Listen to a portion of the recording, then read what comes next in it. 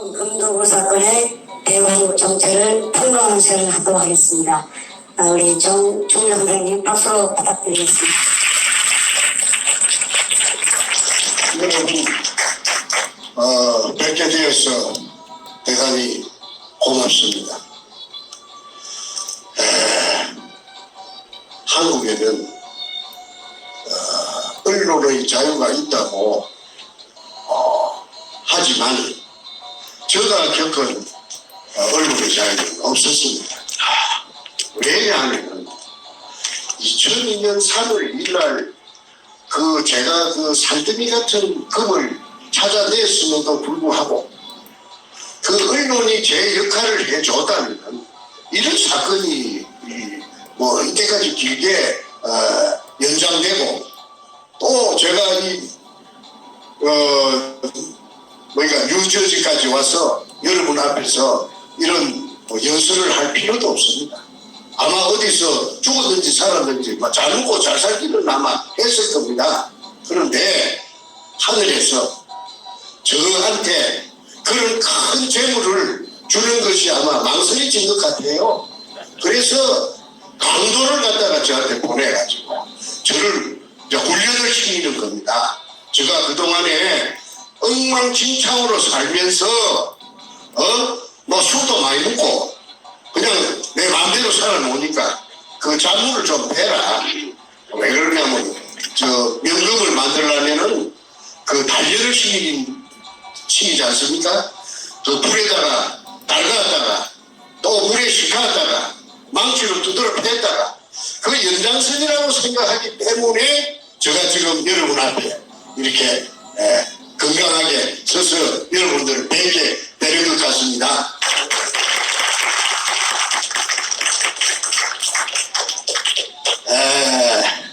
연장선상이라는 말을 제가 방금 들었는데요.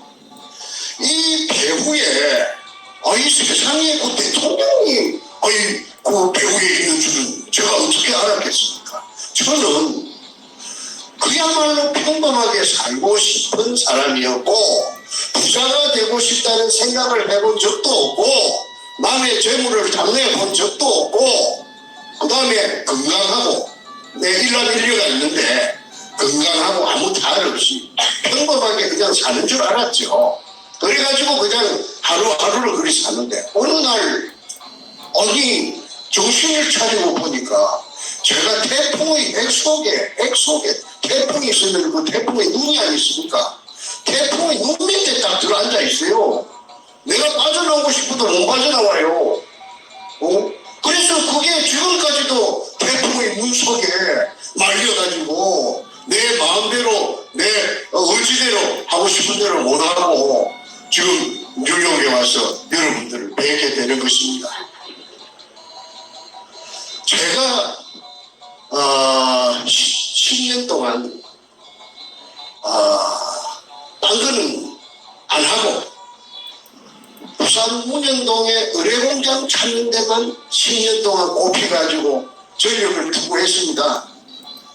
자다가도 정말 어떤 영감을 받을까 싶어서 의뢰공장의 한 부분, 한 가닥, 한 모서리 뚫게 해주시오. 내가 뚫었으면 소원이 없겠다. 그 속에 금이 있을 거라고 그런 생각은 안 했습니다.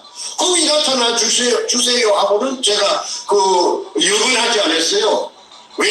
금은 그렇게 쉽게 나타나는 것인 줄 저는 몰랐죠.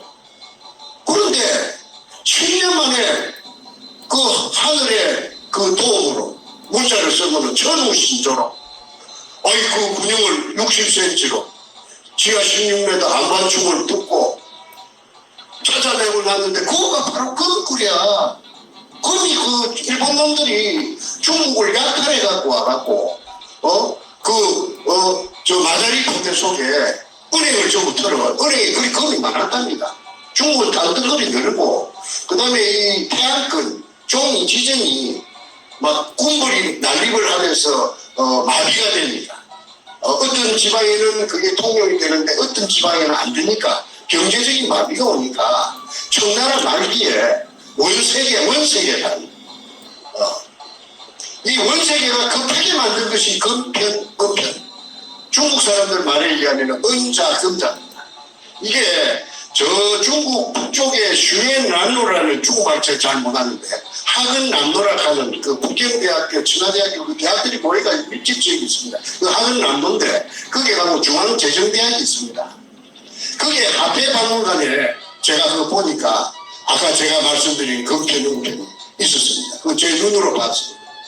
그래서 제가 의뢰공장을 이제 찾아가지고 그 한가닥을 들고 가지고 그 속에 내려가서 돌아다니 보면은 굉장히 느릴 것이니까 그러면은 금이 있을 수도 있고 없을 수도 있고 그렇게 생각했지 금이 꼭 있을 것이라고는 제가 생각 안 했는데 해필이면은 떫은 구녕이 금꿀을 떫었다는 것입니다.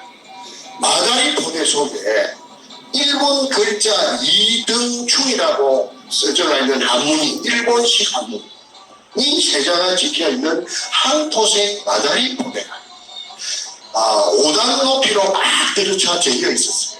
그 굴은 얼마나 그 규격이 큰지 그거는 저는 모릅니다.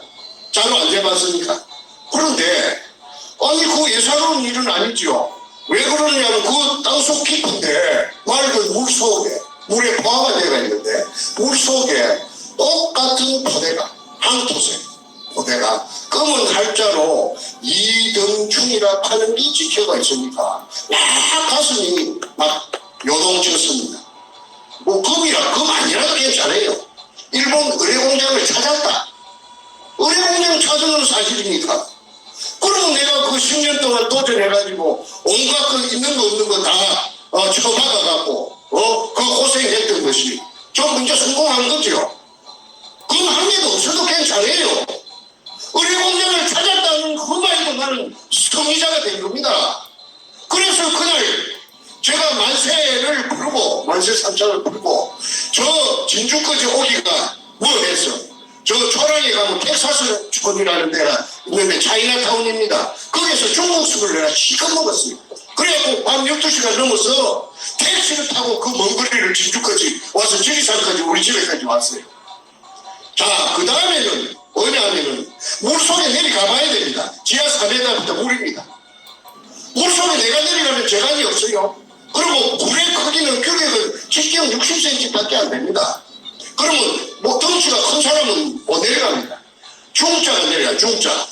그래서 다이버를 갖다가 하나 올려갖고 그걸 좀 내려가라고 다이버를 쎄고 쎄는데 하니까 이놈들이요 멀뚱멀뚱하게 내려간다 안 내려간다 말을 결정을 안 해줘요. 그래서 그 원인을 알고 보니까 내가 국민학교 선생님 출신이 되놓으니까 정직해갖고 의뢰공장이고 어쩌고 전부 다 말을 다 해버렸어요. 미리. 그러니까 이 자식들이 겁을 지고 그래 너가 왜 그 돈을 준다는데 왜 멀뚱멀뚱하느냐 했더니 만약에 내가 그럼 의뢰공장을 선생님이 처음 찾았으니까 내려가면은 물속에 내려가면은 일본 애들이 교환하니까 지텔 같은 걸 난 사람이 들어올 줄 예측하고 해갖고 내가 죽어버리면 선생님이 나를 그 보상해 줄 능력이 있는가요? 하고 내가 묻더라고. 그런데 내가 해줄 능력이 없거든요. 그래서 이제 그러면 좋아. 그 보험회사가 생명보험회사가 많지 않아. 그 보험회사 알아보자. 했더니 보험회사에서는 다이버는 원천적으로 그 상품이 없어요. 왜 그러냐 위험하다고. 이익이 안 되니까. 그래서 다이버를 구한다고 애를 많이 먹었습니다. 그런데 내가 아까 그 구멍을 뚫는 그 수직구를 뚫는 그 일을 수행한 거는 단 둘입니다. 매를 따라다니면서 온갖 심부름을 하던 김성태라는 50년생 그 삼척원홍이 경남 삼척원홍이 한 놈이 있는데 이놈이 그 엉큼하다 하는 걸 내가 알죠. 저 곰처럼 무슨 짓을 그 저지를 수가 있는 자락하는 걸 내가 알아요. 왜? 사람을 상대해보면은 그 사람의 그 자주 만나보면 그거 다 나옵니다.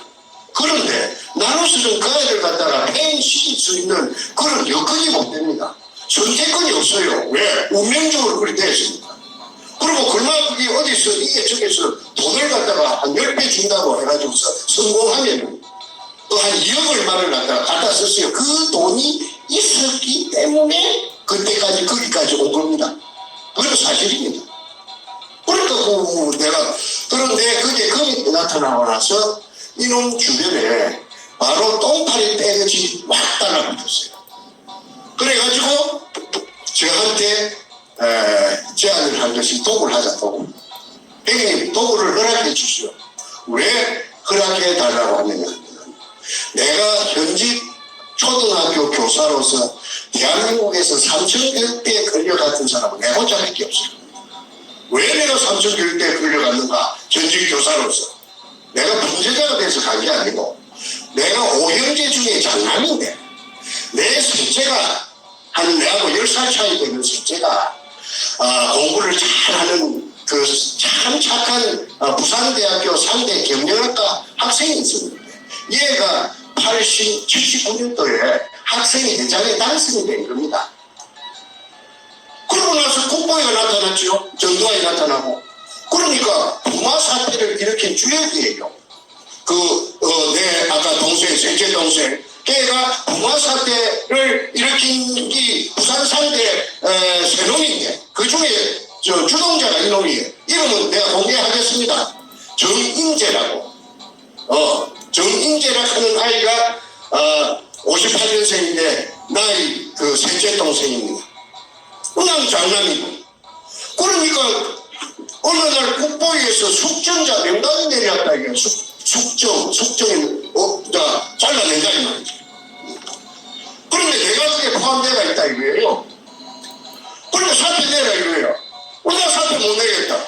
왜 내가 죄 지은 것도 없는데 왜 내가 동생이 그렇다고 해서 내가 형이 그걸 내가 내 직장이 없으면 내가 굶어 죽는데 내가 사표 써야 되느냐 했더니 나는 버텼지요. 난 때리 죽인다 해도 나는 무릎을 안 꿇는 성질입니다. 내 잘못이 없다 합니다. 내가 인정하는 것 같으면 선착순으로 내가 잘못했다고 내가 꿀을 빚지요. 내가 잘못한 게 없으니까 너가 마음대로 나중에 해라. 구워 먹으려면 구워 먹고 삶아 먹으려면 삶아 먹고 너가 마음대로 해라. 그랬더니 삼천교육대에 끌고 간 거예요.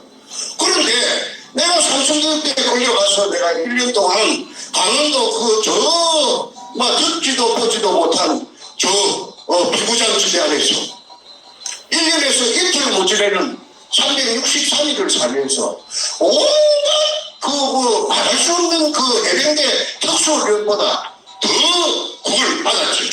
그걸 받고 363일 만에 돌아오니까 사람이 달라졌어요. 겁나는 게 없어요. 아무한 배우야분도 겁이 안 나요. 누구 하고든지 한번 붙고 싶어요. 왜? 내 실력을 내가 테스트 해보기 위해서. 그래서 우라가 쳐지는 걸, 터지는 걸 울분을 못 참으니까 저녁 되면은 일부러 싸움 준비를 해가지고 밖에 나갑니다. 시내에 나가서 어슬렁거리면서 내 상대가 있는 걸 찾아봅니다. 못된 게 있으면 옆에 가서 집지가 야, 좀 보자. 나오면은 바로 두 판씩 해야 내가 직성이 바뀌었습니다. 그래가지고 살던 시절에 어느 날 기회가 찾아오는 거예요. 그래서 책을 쓰는 내가 작가 되려고 아무도 생각 안 해봤습니다. 한 시간도 생각 안 해봤습니다. 그런데 운명적으로 책을 써냈는데 그 책이 베스트셀러 1위가 되어가고 그냥 온 대한민국의 도래가 된 겁니다. 작업을 예, 그때는 전두환 시절입니다. 전두환으로 봐서는 무슨 말하자면은 방송이 찔리지요. 방송이를 겨드랑이 밑에 꼽아놓은 그런 격이 되어버렸죠. 그래서 일약 유명 인사가 된 겁니다. 정충재를 가면 어이구 정충재 그 작가의 일이 된 겁니다. 그래서 가정이 흔들흔들했어요. 저도 내보다 3년 후배인데 국민학교 선생님인데 내가 와그를 하면 내 자신을 내가 판단해 볼 적에 내가 좀 일본말로 아무나 좀 위험 인물이에요. 왜 그러냐면은 너무 술도 잘 안 얻어먹고 공짜로 얻어먹기 싫고 내가 냈으면 냈지. 그러니까 아니, 가만히 생각해보니까 우리 결혼하면 애 새끼들이 날긴데, 나무는 애들 고아원에 보내기 딱 좋거든요. 그렇다면 가정을 지키려면 부부 교사를 해야 되겠다. 마누라가 선생이, 그래도 선생이 가장 그 남녀 차별이 없으니까, 그리고 신분이 보장되니까. 그래서 내가 그런 계산하에서 우선에 좋은 혼처가 뭐 들어 있었지만은 전부 다 코페 쳐버리고 우리 마누라를 택한 것이 지금도 그때 선택을 잘 했다고 지금도 한 번도 내가 오해 안 해봤습니다. 그래갖고 그게 있기 때문에 무모한 부산 보물찾는 일에 뛰는 거지요. 아니 전부 나를 또라이라 하고 보물찾는다는 게 또라이. 그러나 그 사람의 자체가 누구든지 말든지 그런 생각도 안 하고, 야, 그 새끼 정신병자 있는가 봐, 또라이네. 그렇든지 말든지. 나는 내가 스스로 판단하고 스스로 행동해 온 사람인데, 내가 생각할 때 틀림없이 어려운 게 있는 거라. 박정희 대통령 이발사가 그거 하는 게 맞는 거라. 그런데 박정희 대통령 이발사한테 내가 돈을 갖다가 바쳤습니다. 그 산업이라고 하면 그 당시에 큰 돈입니다. 그것도 빚을 내라. 내가 책을 써갖고 지리산에 별장이 하나 있었는데 그걸 담보로 해가지고 그래가지고 했는데 이 사람은 무식해서, 이 사람은 내가 주문한 게 돈을 떼면 주문을 할 거 아닙니까? 옵션을 걸었는데 아이고 내려가볼게 내가 쏘있더라고. 내가 동쪽으로 가라고 그랬는데 동쪽으로 안 가고 북쪽으로 갔어. 그러면 그거 안 나타나는 거거든. 그래서 내가 그 사람하고 결별을 하고, 내가 산업은 다 녹아버리고 없으니까, 그러니까 포기하고 내가 독자적으로 그렇게 내가 이제 직접 나선 거지요. 그래서 횟수로 총 10년 만에 그 천신만고번 때 하나 들고 가고 찾았는데 바로 금이 나타났거든요. 좀 허탈하기도 허탈하는데 어쨌든 내가 그 금을 가지고 내가 어마어마한 부자는 되는 거는 그건 부분까지 뭐. 그런데 국가에도 얼마나 그 이득이 되겠느냐. 왜? 세금을 주니까. 내가 자부하는 것이 이제 이게 마무리가 되면은 대한민국의 5천만 인구 중에서 국가에 제일 애국하는 사람이 정충재가 되는 거 아닌가? 정충재가 세금 제일 많이 냈으니까 정충재가 제일 애국하는 사람이지. 그런데 호락호락하지는 않았다. 이 세상이 안 받고 돌려요. 내가 아까 아슬아슬했다는 삼천포놈 그놈이 주위에 도굴단이 순식간에 몰려들어가지고 그 중에 백준놈이라는 게 58년생 그 가짜이가 서울 가짜이가 나타나가지고 내 군용 들고 검 찾아놓고 나서 뒤에 마무리해준다. 왜냐면 돈도 없고 아무 팩도 없으니까. 이래가지고 그 백준놈이라는 자가 청와대 그 당시에 양아치 청와대 더러운 양아치보다 더러운 노무현이라 하는 그 더러운 개 같은 자식하고 연결이 되는 겁니다. 청와대가 통째로. 내가 지난번에 LA에서 며칠 전에 노무현 도둑놈이라고 도둑놈 기질이 있다고 내가 방송을 여러분 보셨을 겁니다. 길에 임업시 현장에 저 노공평이하고 같이 담을 갖다가 절단하고 절단하고 들어가서 감나무 메모 100개를 갖다가 맥주를 훔쳐와서 저거 집 뒷산에 감나무 가수원을 조성해갖고 그게 생활에 큰 보탬이 되겠다. 중입으로 씹어버린 거예요. 그러면은 저는 초등학교 교사의 한 사람으로서 전문 교육을 내가 받았던 사람, 교육대학을 나왔습니다. 그런데 흰 백지에다가 먹물을 억지르면은 먹물이 안 없어집니다. 본래대로 안 됩니다. 흔적이 남지요. 거기 도둑질도 마찬가지입니다. 도둑질은 아무나 하는 게 아니에요. 뇌하 수체가 내 속에 있는 어떤 부분의 호르몬, 도둑질을 하는 순간에 어떤 쾌감, 짜릿짜릿한 그런 거 있으니까 그런 쾌감을 갖고 도둑질을 한다는 걸 내가 억울한 징역 44개월을 살면서 전문꾼들이 청실이 많이 들어오니까 시간 많으니까 도둑놈한테 내가 물어봤어요.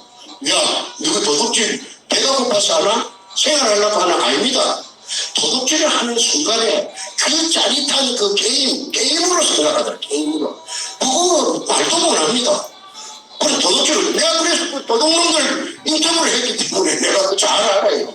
그러면은 그 노무현이라고 하는 그 자식은 사법 10년 동안 고등학교 나가 좋아갖고 사법시험이 안 됐으면은 그 도둑놈 될 놈이에요. 응? 아니 너무 한 번만 훔쳤겠습니까? 지 입으로 너무 백주 훔쳐갖고 그 집에 가서 손 매달았다 가는데 그걸 한 번 했겠어요? 그래서 변호사를 할 때 인권 변호사라고 하지만은 그 북상한 아주머니들이 수임료 60만 원도 떼어먹고 거기 뒷날로 와서 대학합시다 하고 60만 원 돌려줘야 됩니다. 그런데 그것도 일상 닦아버리고 그런 비양심적이고 도덕적인 그 더러운 인성을 가진 놈인데 아니 이놈의 새끼한테 내가 말이야 하도 그 구멍 뚫기 전에 지쳐가지고 이걸 만나갖고 내가 3번에 걸쳐서 만나갖고 낱낱이 운영동에 대해서 다 가르쳐줘 봅니다. 내가 이제 나는 할 힘이 없어. 당신이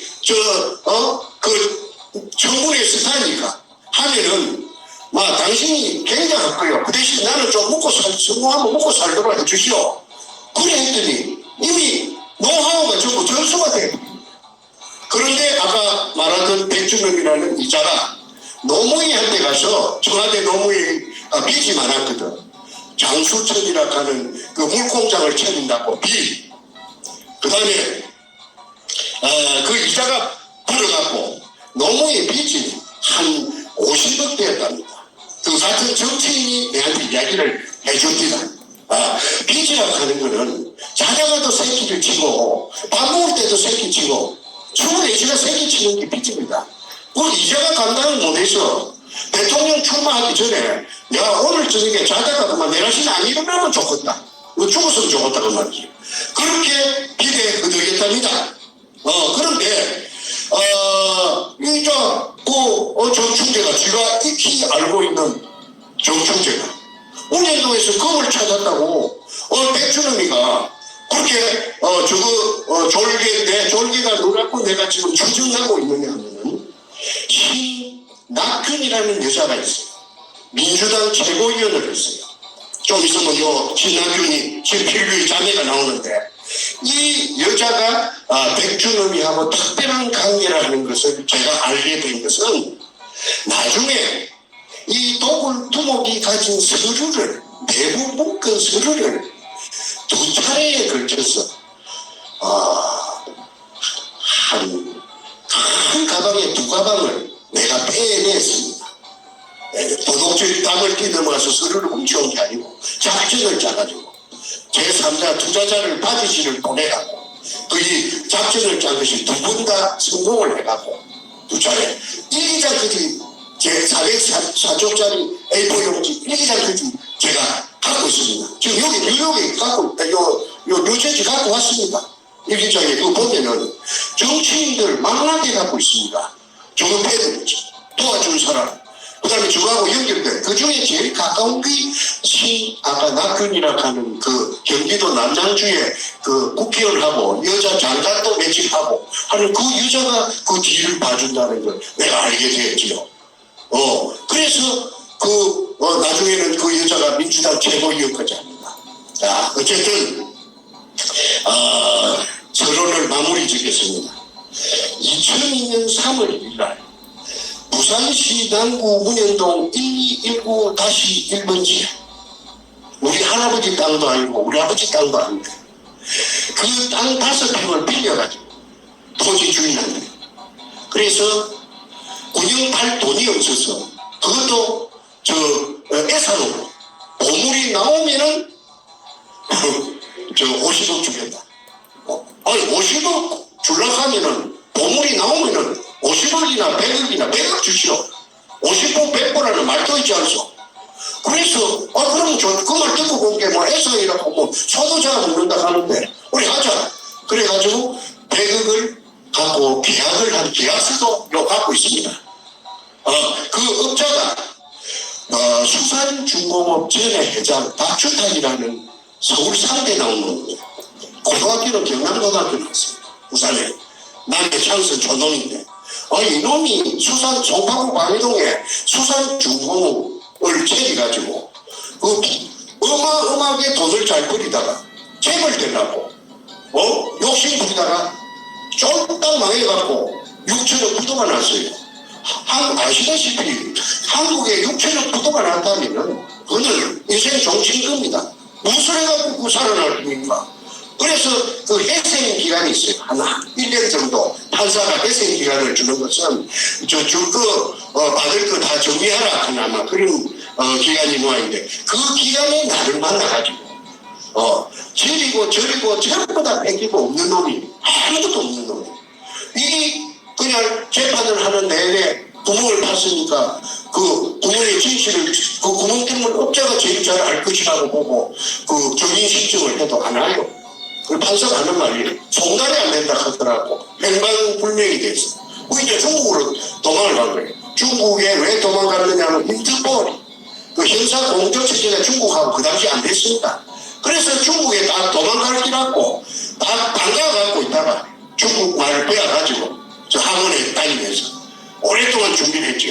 그래갖고 중국에 도망을 가갖고 절강성, 가흥시, 운해로 개발국 운해로 222호 그게 수산기계 유아공사 제주한테 그 내가 저 시사 저들에 내가 저 대문짝만하게 그 사진이하고 제목에 뭐라고 했느냐면 일본군의 검토를 해 중국의 공장 지역 제기의 발판 마련하려 수산중공업 전 회장 박주탁 사진까지 대문짝만하게 그래도 소용이 없어요. 왜?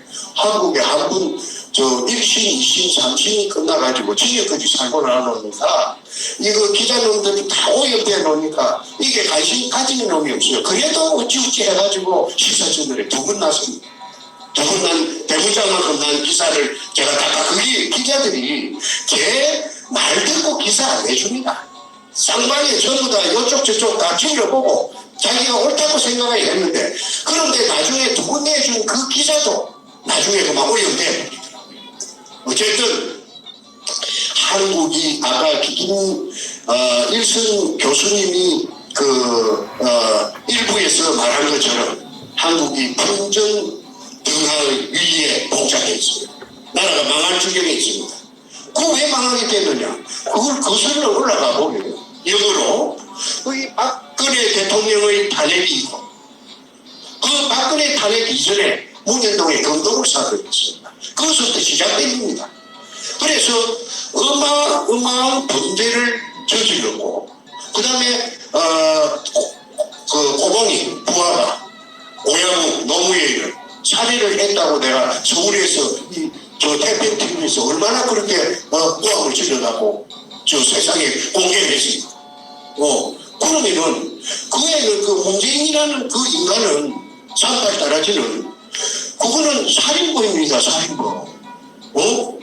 그런데도 살인범 아닌 걸 살인범이라고 하고 검도독놈 아닌 걸 검도독놈이라 했다 하면 내가 나만 알겠습니까? 내가 한국을 빠져나올 수가 있었겠습니까? 내가 90도 모르고 내가 작살 나버렸지요. 그런데 김일성 교수께서 젊은 분이 미국 교포가 돼서 그랬는지 간이 배밖에 나왔는지 어쨌든 정충제하고 매치가 돼갖고 이게 지난 6월 1일자로 바로 직격탄을 돌직구를 쏴 제치도 반응이 없어요. 맞다 틀리다 반응이 없어요. 그런데 대한민국에는요 이 유튜브가 한 10몇 번 나가면 알바는 사람 다 압니다. 다 압니다. 그거 맞네. 문재인도 검토고 그거는 인정하겠다. 가짜 뉴스라고 문재인이가 시부리고 다니는데 그 전부 그런 새끼 찌질놈이네. 그래서 지금 이게 문현동에 이게 저 검토구리 실상이 이제 점점 눈앞에 부각이 되고 있습니다. 그런데 저놈이 얼마나 능청스러운 놈인지 뭐라 하느냐 하면은 한 가지만 내가 소개할게요. 대학생들하고 무슨 밤에, 대학 입장을 밤에, 마이크, 저것이 마이크 들고 뭐라 하느냐 하면, 여러분, 양산 제가 사는 집에 금이 200톤이 묻혀 있다고 그런 뉴스가 돌아다닙니다. 여러분, 금 200톤 있으면 참 좋겠죠? 그걸 가지고, 젊은이들 일자리를 만들어주면 얼마나 좋겠어요? 아니, 그러니까, 돈 뜨고 코베어 간다는 그 말이 아니겠습니까? 그러니 코베어 가는 놈보다 더 깍쟁이에요. 무서운 놈이에요. 그런 새끼 문안 찾아보세요. 옆에서 살아보면은 깨부리는 거지. 좀 티 나왔어요. 전형적인 그 도둑놈상이에요. 그래서 이 문현동에 금도굴이 정체가 전부 다 낱낱이 공개가 돼서 나타나면은 저거는 한반도가 생기고 난 이래의 가장 큰 도둑은 됩니다. 노무현이 물론이고 문재인이 물론이고 그래서 이 한국이 지금 엉망진창이 빨간불이 지금 엉망진창으로 지금 돼갖고 막 범벅이 되어 있는데 이걸 정화를 하려면은 미주 나가시라 합니까 뭡니까 군대에서 금요일마다 청소하는 거 배우반에 물청소 물청소 안 하면 안 됩니다. 물청소를 하는 데 있어서 어떻게 해야 되느냐 이번 기회에 싹 정리해야 됩니다. 대청소를 해서 그래서 그런 의미에서 지금부터 제가 이 노무현이 문재인이가 노무현이가 제일 대장이고 도굴단에 뒤 배경으로 그 다음에 문재인이 행동대장이고 그 뒤에 행동체들이 있을 거예요. 행동체 왔다리 갔다리 하면서 그 음으로 양으로 근동을 혼자서 하는 게 아니까네 그 명단을 제가 발표를 하겠습니다. 이거는 제가 상상해갖고 하는 게 아니고요. 시비 걸라고 하는 게 아니고 내가 나이가 70이 넘었는데 내가 뭐라 시비 걸깁니까? 시비가 걸리와도 내가 피해야지. 그런데 이거는 내가 이 자력으로 전부 다 알아낸 것이니까 공개적으로 내가 뉴저지에서 내가 발표하겠습니다. 그런데 왜 이걸 발표하느냐면 진검상고입니다. 내가 안 죽으면 누가 죽는다. 근데 누구는 6월 1일부터 죽은 거지. 열몇 차례 태블릿 TV에 나가도 지금 잭소리도 없지 않느냐. 그거는 맞다 틀리다 말 못합니다. 너무나 저것도 끔찍하니까. 그런데 국민들만 많이 알리는 저 극도동놈 하고 야합한 그 노무현이 문재인을 가만 안 놔줍니다. 구육질 대통령입니까? 도둑놈이지. 자, 그래서 지금부터 제가 발표할 테니까 판단은 여러 시청자 여러분께서 해주시기를 바라겠습니다. 조동철이라는 사람이 있습니다. 1번입니다. 60년생이랍니다. 60년생. 서울시청에 마케팅과에 있다가 한 5, 6년 전에는 자전거 담당관실로 공부하고 있다 하는 거지 제가 점검하고 내가 한 번은 찾아가서 만났어요. 매년에서 정충재라고 하니까 막 정기에 감전되는 거지 딱 붙어이래. 그래서 그러지 말고 네 공무원 아이가 네 전부 다 양심선을 하고 내가 네 그 도굴단한테 받은 것보다 더블로 보장해 줄 테니까 내한테 오는 게 어땠느냐 하니까 내 정체를 알고 피 웃으면서 웃는다 하는 의미는 네가 무슨 그런 능력이 있어 어떻게 우리 도굴단을 네가 감히 그러면서 그냥 픽 돌아서서 그런 거 딴 데 가서 알아보세요 하고 가버리더라고. 키가 조그만해요. 동글동글 생겼어요. 그런데 지금은 어디 사느냐 하니까 알아보니까 저 옛날에 독서 경마장 있는데 성수도 거기에 무슨 그 굉장히 비싼 아파트가 있답니다. 고급 아파트가. 내가 이름을 내가 잊어버렸는데 그 아파트에서 이 공무원 하지 않고 뭐 회장님으로 군림한다는 사실을 알았습니다. 근데 이자가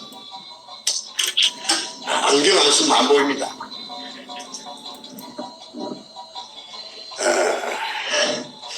유급 공무원이 2002년 5월 당시에 두목 백준업에게 3억을 투자하고 1%를 배당받은 서류가 제한되어 있습니다.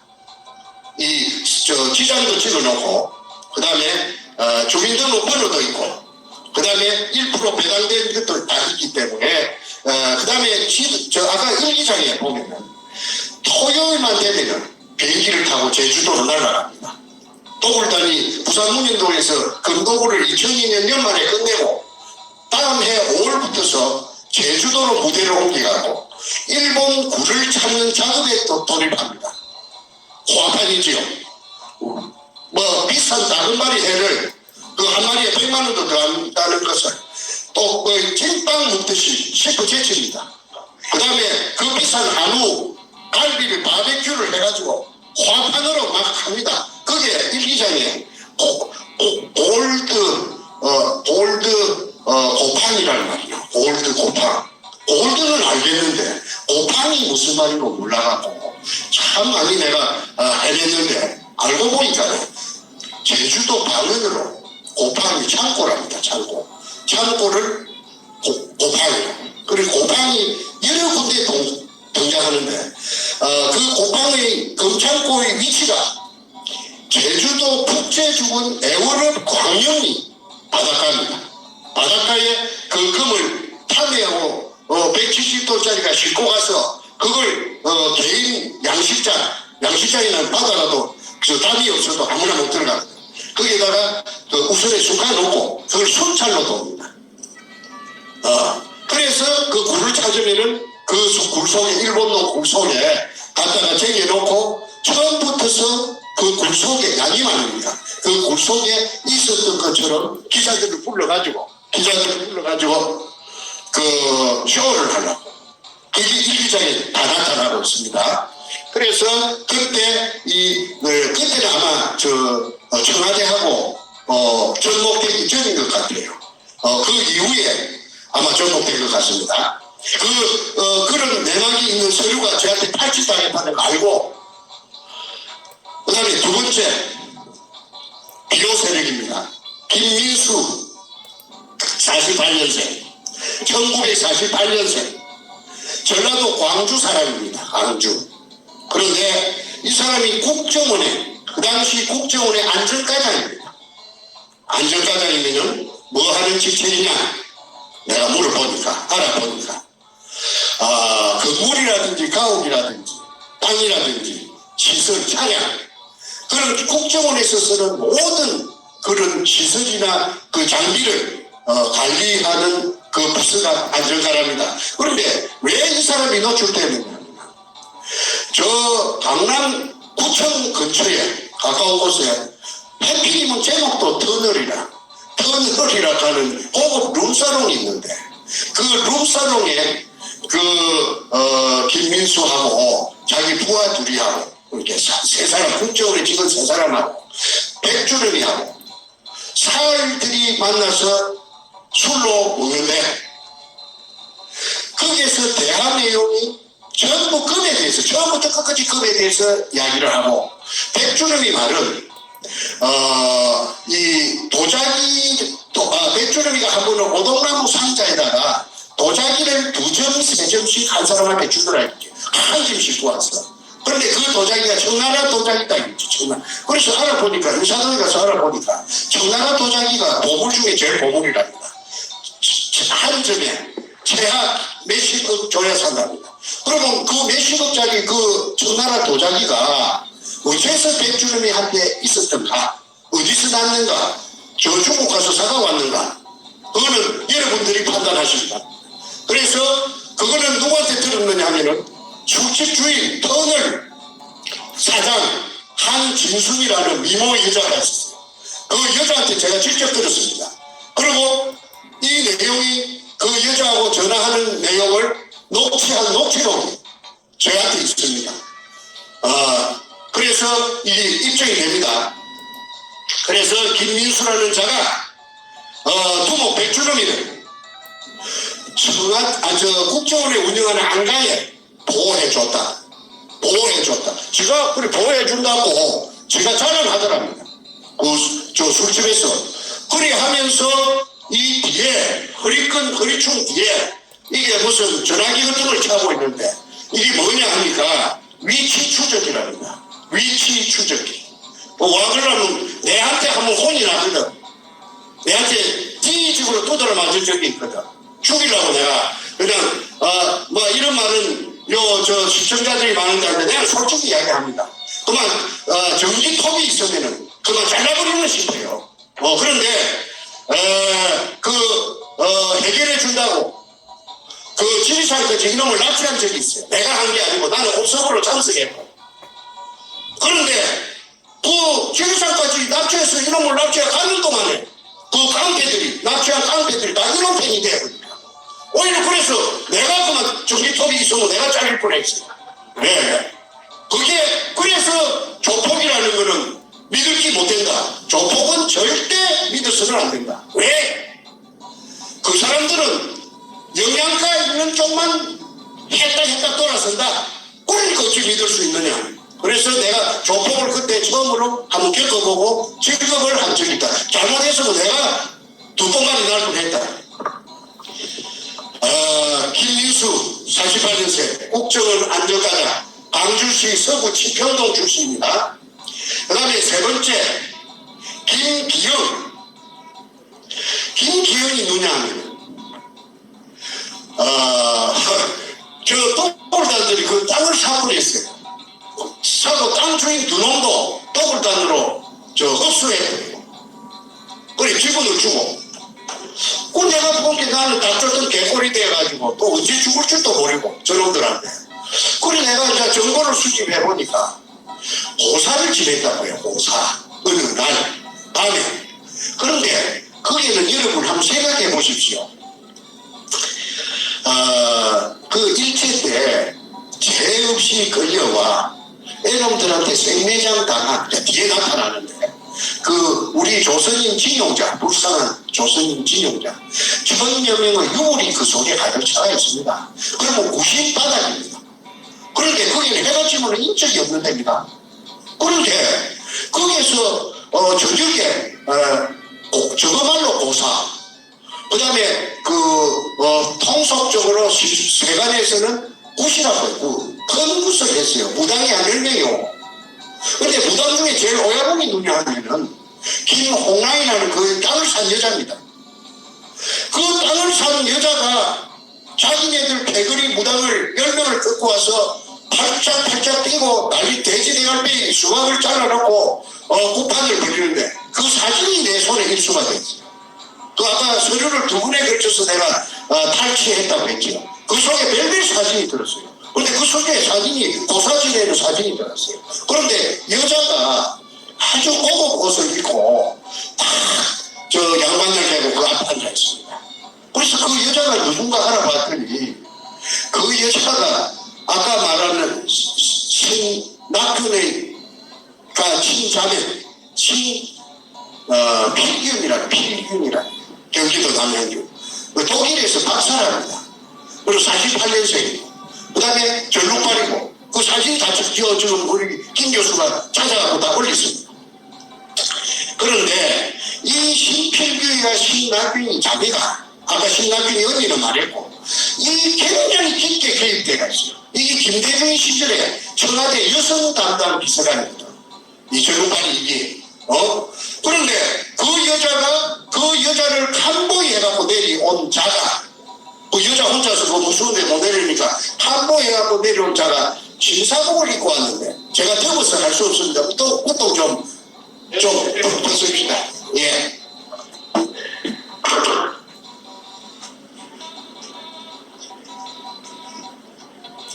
해주세요.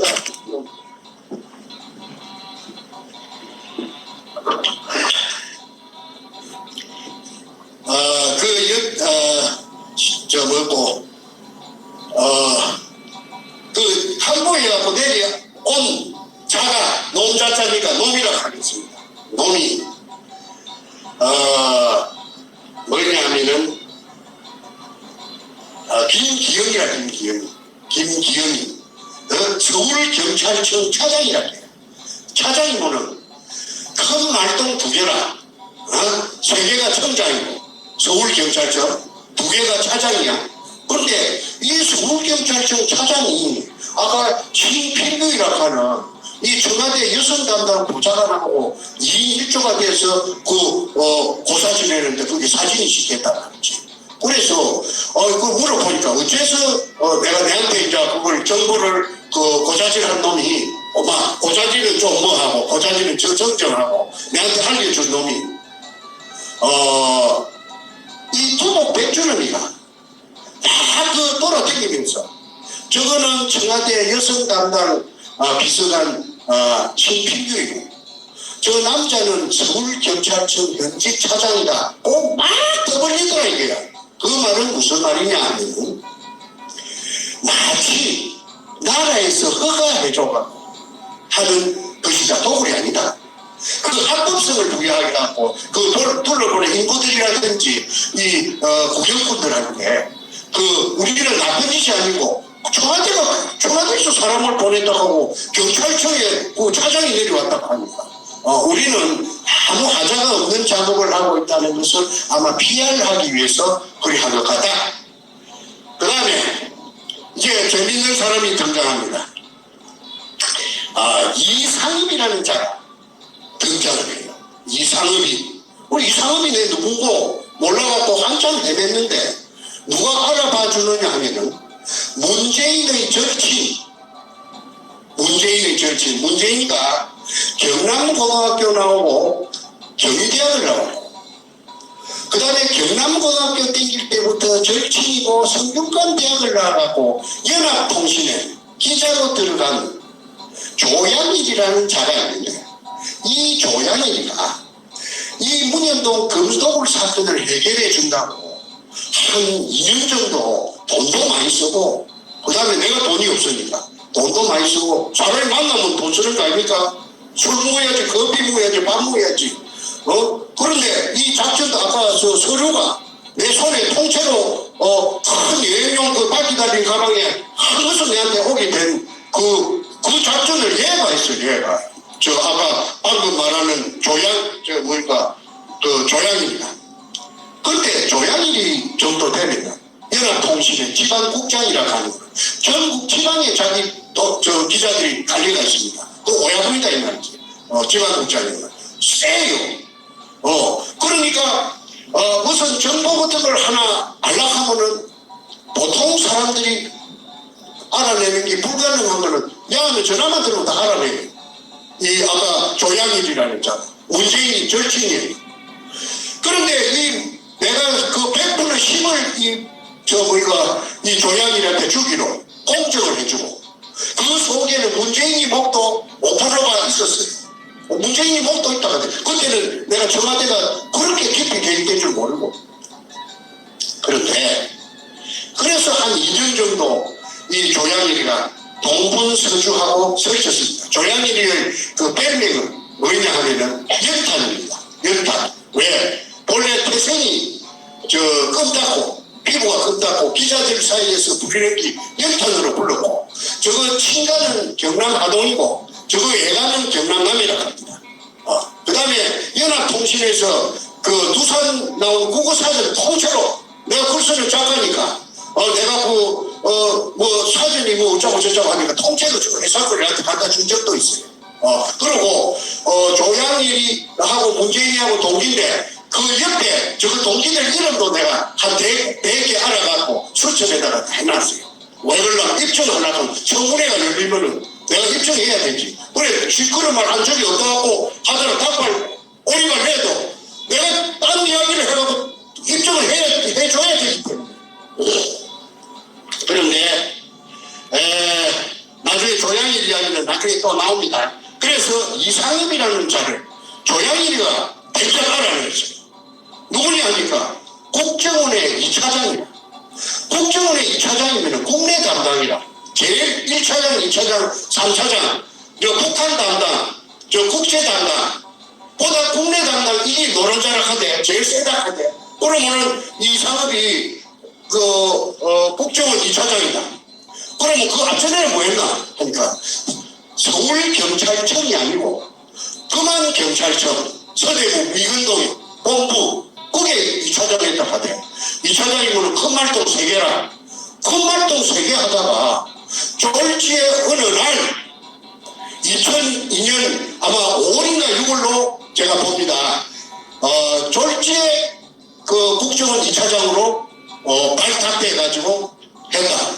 그럼 이 사업이 뒤에 이제 세월이 흐르고 난 뒤에 맞춰보니까 조합을 해보니까 이 사람이 금도구를 진두지휘한 사람으로 저는 보고 있습니다. 그런데 이 사람이 누구냐 더 깊이 들어가니까 노무현의 청와대 비서실장 전반기 비서실장이 문희상이라는 자가 있는데 의정부 출신입니다. 의정부 국회의원 지금 국회의장이 됐죠.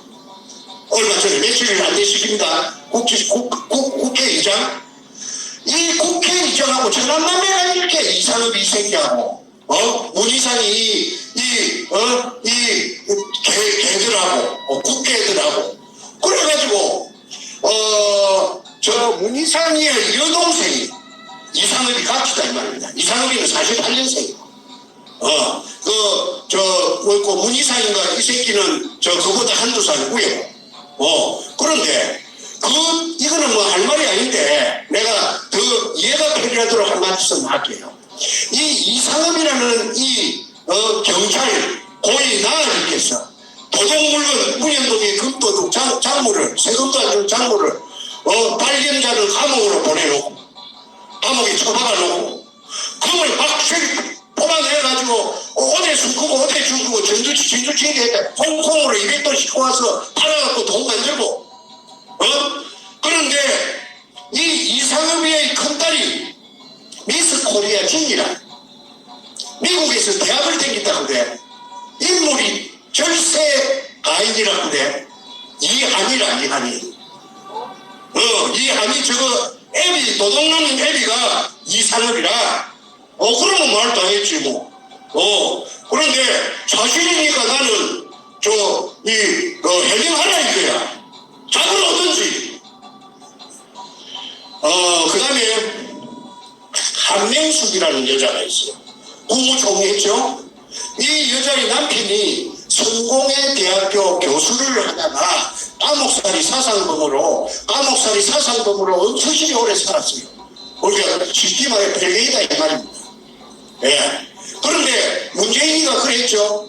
처음처럼이라 하는 소주 글로 찾아보고 평창올림픽에 가서 자기가 가장 존경하는 정신적인 선생 자기가 지향하는 가장 위대한 인물이 처음처럼 쓴 사람 나도 가짜에서 아닌데 전부 연관이 있는 사람들. 그렇게 한명숙이 이것도 국무총리를 해도 이 여자가 경기도 일산 내가 사는 동네 국회의원이에요. 근데 나는 막 찾아보면 우라통이 터져서 브레이크카드가 붙어 있어도 내가 외면하고 지나다닙니다. 눈을 바늘 있으면 눈을 집어끼고 싶어요.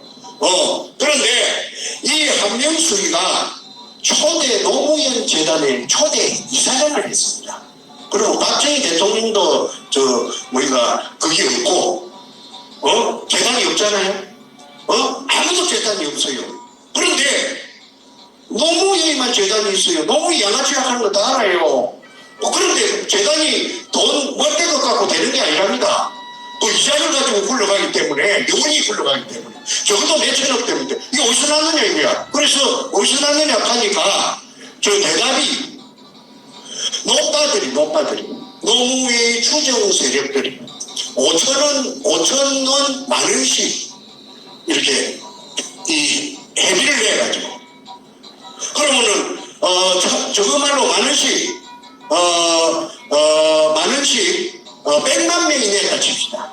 100만 명이 만원씩 냈다 칩시다. 100억밖에 안 됩니다. 100억밖에 1000만 명이 내면은 1000억입니다. 1000억 갖고는 재단이 안 된답니다.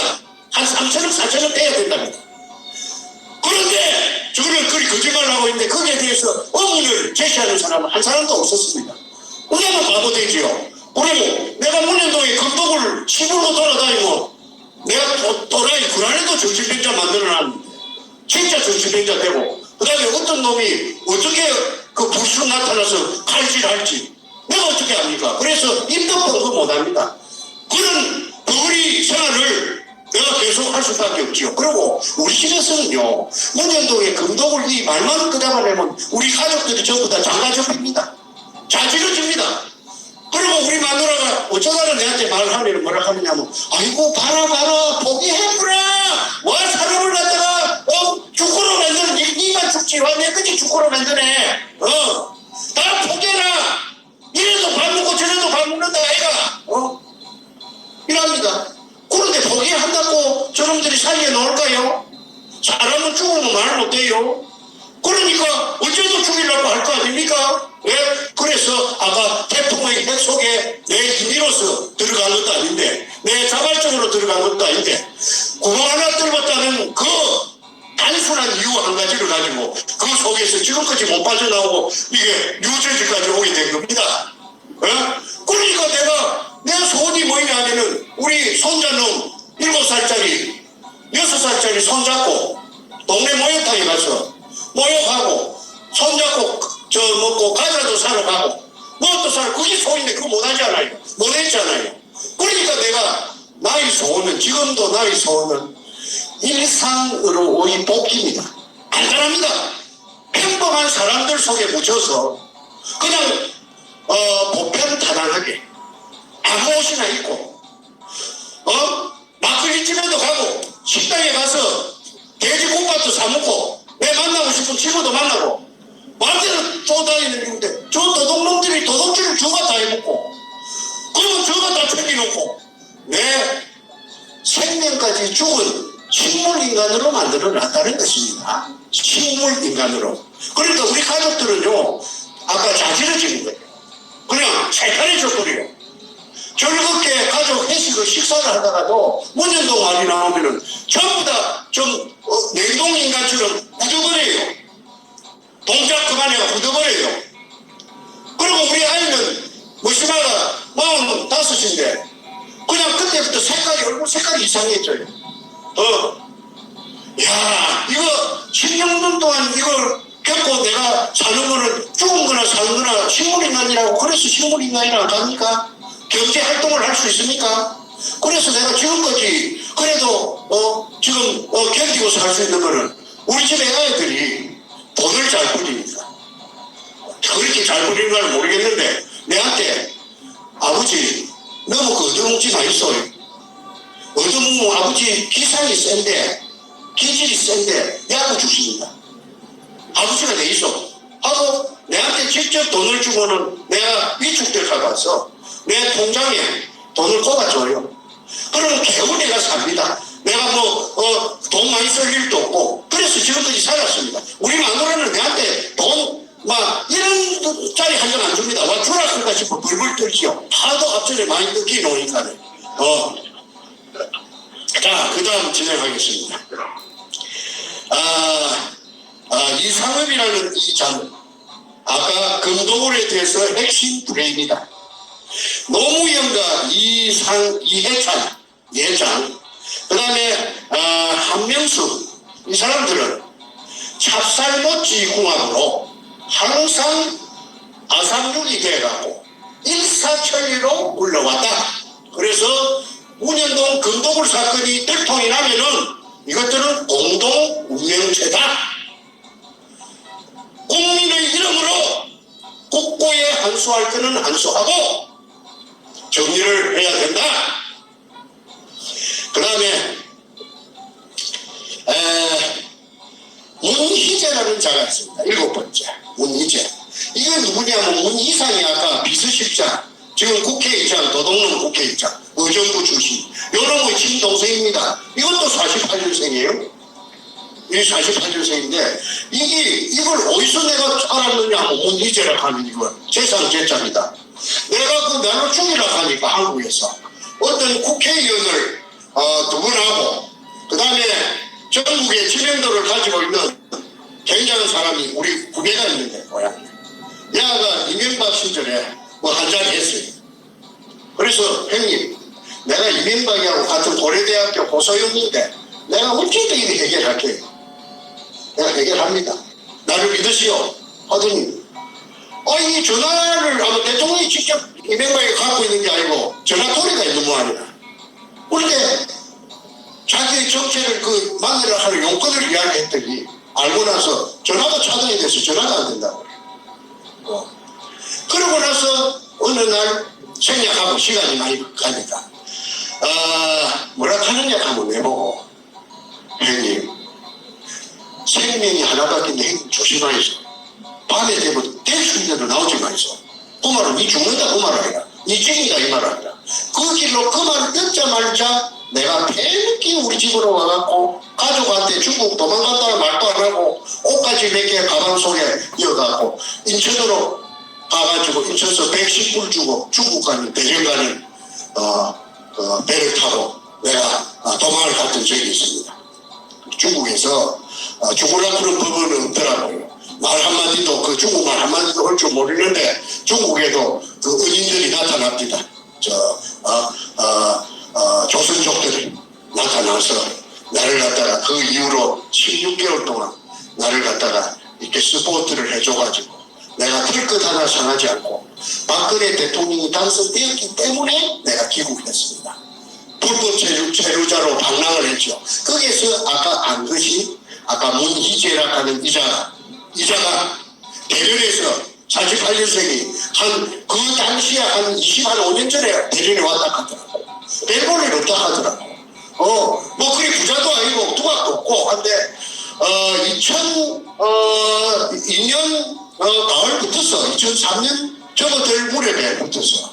한인의 상해가 뭐냐면 상공회의소 그걸 말하는 말인데 그게 큰 감투를 쓰고 활동을 하는데 개발구에 큰 부도난 건물이 하나 나왔는데 이마트 같은 걸 하다가 어마어마하게 득지였건데 그걸 불안을 받아갖고 낙찰 법원 경매에 나온 걸 낙찰을 받아갖고 그걸 리모델링 해갖고 한국 상품 파는 백화점으로 그래서 그 한국 조선 우리 대한민국 상인회에 그 건물로 나타난 등장했는데 이게 추미애가 또는 김한길이가 그 당시에 또는 기라성 같은 더불어 쪽에 금도불당과 더불어 쪽에 그 도둑놈들이 그 국회들이 길길에 드나다닌다 하는 거는 내 비서가 중국 변호사다 조선족 이철이라고 아주 영리하고 용감한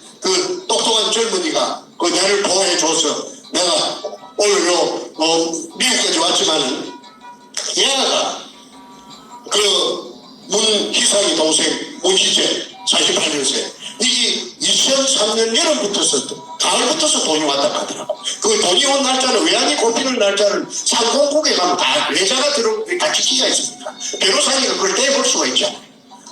그래서 내가 하는 거는 글 쓰는 것밖에 없으니까 그래서 그 내용을 글로 써가지고 내가 인터넷 할 줄 모릅니다.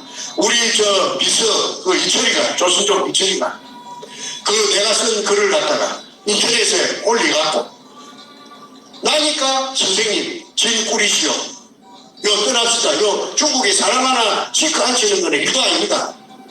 그래서 그날 저녁에 밤배를 타고 산동반도로 건너가갖고 박출당이라 하는 구멍 뚫은 놈 우연동에 구멍 뚫은 아까 6천원 부도낸 놈 이게 한국 수산기계 유한공사를 했는데 종업원이 한 1,500명 되는데 어마어마한 공장인데 그 돈이 전부 문현동에 금도굴로 그거 갔다는 걸 그 동네 등기부등본을 떼보니 다 나오더라고. 그런데 아까도 말씀드렸듯이 사진하고 그 제목하고 그 공장 건물하고 등기부등본하고 전부 대구장밖에 해놔도 그만 기자가 또 아까 말한 박출당이 만나고 나서 한 두 번 만나고 나더만 헬렐레가 돼요. 헬렐레에 대한 답은 여러분들이 다 아실 거니까 생략하겠습니다. 그 다음 이제 다 되었습니다. 김명한 이제 둘이 남았습니다. 둘이 서이 남았습니다. 간단하게 할게요. 김명한 똑을 두목이 강남 술집에 그 아까 내가 이야기했지 해병대 사례가 그 발렌타인 30년산만 마시는 건 아까 말한 거는 김민수고 국정원의 안전가자 이번에 말하면 해병대 사례인가 해병대 사례인가 그 사진이 다 있어요. 그런데 해병대 사례인가하고 그 독을 두목하고 뭐 당시 그것을 바렌타인 30년 상을 마셨는가? 한 번도 안 알고 이틀마다 알아보니까 이 부산서 이 독을 된 금을 170돈 탐해호에 싣고 제주도 아까 애월을 북제주 강릉리 그 해안가에 순환을 하는데 그 해안 방어를 지키는 그 군대가 있는데 그 군인들이 초병들이 해병대에 가냐 해병대가 거기서 아니 당신들 뭐하냐고 보고서 대앞에 저 금을 싣고 와서 숟가락을 그래 합니다 하고 수가고 그 기자가 달라붙을 수가 있습니다. 해병대 사령관의 그 어떤 의무가 절대적으로 하니까 해병대 사령을 놓고 그랬더라. 그런데 김명학이라 하는 이 자를 별 3개 해병대에서는 제일 높은 게 별 3개 4개가 없다 하대. 그래서 이 3개를 집중적으로 터널이라 하는 거기서 공략했기 때문에 그 녹취록 아까 말한 녹취록에 다 돼갑니다. 그래서 해병대 사령관도 이 금도굴에 깊숙이 관련되어 있다.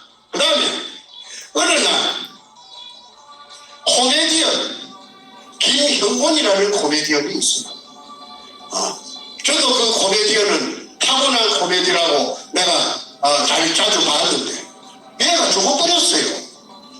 어디서 죽었느냐 하니까 저 자양동 건국대학교 어디 있는데 성동구 자양동 거기에 고급 말하자면은 내가 안 가봤는데 사람을 보내보니까 어마어마한 고급 스파가 있답니다. 스파도 모욕도 하고 그 다음에 보디빌딩도 하고 뭐 별거 다 하는 모양인데 거기 센터가 지금 큰데 거기에 김형곤이가 모욕하다가 심장마비로 죽어비고 나서 연예계에 그 스파가 누구 거냐 하고 막 인구에 회자되었던 적이 있답니다. 그 주인이 누구냐면 MBC 싱글벙글 쇼를 하는 12시 되면 하는 그 쇼에 강석 뭐 김해 뭐 이라 하는가 여자하고 둘이 합니다. 그 강석이가 48년생인데 해병대는 이것도 해병대라. 전부 해병대 꽃이 피습니다. 요 해병대 출신 계시겠지만은 해병대 꽃이 핀 거는 사실입니다. 그래서 이 강석이가 총각이었답니다. 48년생인데 그럼 할배 총각이다. 그런데 별로 그 돈도 없었다 캐. 별로 코미디언을 해도 싱글벙글쇼 하는데 재산가가 아니라. 그런데 김해보이 죽고 나서 그 자양동의 그 스파 그 주인이 그 방숙이라고 하니까 사람들이 전부 다 했다 비비지는 겁니다. 어이구 언제 저리 돈을 버리네. 그래서 연예인들 사이에 굉장히 인구에 회자되고 화제거리가 됐다. 그래서 강석이 야만 조지도 이 새끼야 너 돈 어디서 났어? 자금 추정을 하고 검찰은 자금 추정하는데 또 세계에서 1등이랍니다. 대장 답은 나온다. 그래서 강석이를 말하고 그 다음에 이제 아까 말한 조양이 연합통신 지방국장 얘가 한 2년 조금 더 나를 많이 도와줬어요. 돈도 많이 썼어요. 그런데 어느 날 내한테 하는 말이 선생님 내보고 뭐라 하느냐 하면 뭘까지 했느냐 하면 코디까지 해줬어요. 코디네이터. 어떻게 해줬느냐 하면은 무슨 호텔에서 양식을 먹는데 선생님 매너를 처음부터 배워야 됩니다. 앞으로 선생님은 굉장한 사람이 되긴데 매너가 좋아야 됩니다. 매너가 나쁘면요 그냥 사람 가치가 뚝뚝 떨어질게 해요. 이 옷 입는 거 옷도 항상 이렇게 걷지 말고 이렇게 걷으면 안 된다. 단추 딱 빼갖고 그다음에 힘도 탁 빼갖고 이러고 단정을 하고 칼질 하는 거 뭐 이런 걸 내한테 교육을 내가 받은 그 기억이 납니다. 그렇게 세팅을 내한테 내가 나는 우락부락하이 둥글둥글하이 우둘투둘하이 사는 사람인데 그걸 내가 처음부터 고쳐야 된다. 그래서 세팅을 자연스럽게 했는데 야가 어느 날 2년 반 정도 지냈을 때 내한테 하는 말이 선생님 하나 양해해 줄 게 있습니다. 무엇이 이 문인동 사건에서 저 발 빼야 되겠습니다. 아니 네가 돈을 얼마나 많이 썼는데 발을 뺀단 말이고 이게 뭔 말이고 합니다. 아니 내 친구를 내가 죽일 수가 있겠습니까? 내 친구 이거 사실입니다. 정문에 열리면 전부 돼지를 하니까 내가 이어서 말 그 소리 하면은 이거 전부 녹음이 되어 있게 내가 또 비방을 쓰고 큰일 납니다. 그러니까 나는 책임 못 질 소리 안 합니다. 선생님 저 발표해야 되죠. 아니 네가 한 게 여기 10%고 웃자고 이거 10%가 문제입니까? 내 친구가 너무 깊이 관련되어 있는데 알았는데 내 친구를 내가 죽일 수 있습니까? 하면서 야야 부인들이 아이고 나를 갑니다 하고 저 회사 앞에 한국일보 그 옛날에 저 한국일보 밑에 그 일본 대사관 골목 그 앞에 그 우리가 만나는 그 술집이 있어요. 거기에서 꽁무니를 패는 게 엊그제 같은데 중국에서 내가 그 할 때 박근혜 대통령 그 대통령 선거할 적에 그 문재인 쪽에 그 캠프에 그 지지 본부장을 한다. 이 조양일이다. 그래서 조양일이라는 아이가 뭐이가 별명은 연탄이다. 기자들끼리. 그리고 연합통신 지방국장이었고 그 후에 지방국장 막설 놓고 나서 그 법무관리공단에 그 이사로 그 밥그릇을 하나 줘갖고 그거 갔다. 그런데 그 뒤에 이 문재인을 포럼 안 내는 바람에 상으로 얼마 받았는지 네가 기자 출신이니까 해. 네가 실토하면 대한민국 살린다. 조용히 여기 뉴저지야. 너 본다면은 대한민국 살리자. 너가 새끼도 살고 너가 손자도 살 나라 아닌가? 내가 오늘 간곡하게 너한테 이야기한다. 나 정충재야 정충재. 더 이상 내 입에서 너를 박살내는 쪼가리내는 멘트 하기 싫어. 제발 국가를 제1순위에 잡고 문재인이 잡는 거 내가 같이 도모하자. 그럼 너는 스타가 된다. 이상.